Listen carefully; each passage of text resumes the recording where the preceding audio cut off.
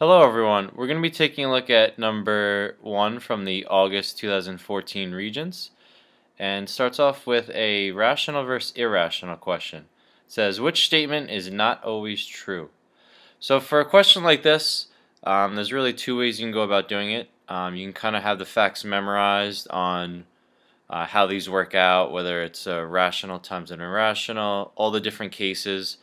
Sometimes you just kind of know them and then you can pick out the answer that way.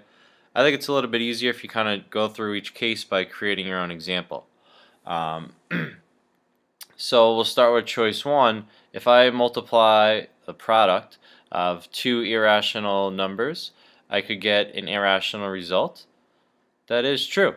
If I take something like radical 8, multiply it by radical 3, two irrational numbers, I will get radical 24. Which is also irrational. But if I take something like radical 6, multiply it by radical 6, I get radical 36, which is equal to 6, which happens to be a rational number. So in this case,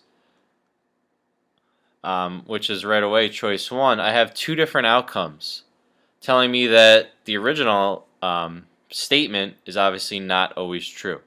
So in this case, the answer is choice 1. And had we had to work through the other cases, maybe if we start at the bottom, we would see that they always work out.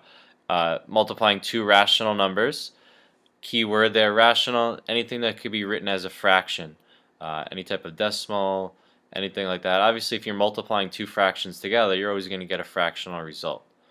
And choice 3, the sum or adding two rational numbers together is rational. That also makes sense. There's no way we could add two fractions together and get some type of non-terminating, non-repeating decimal.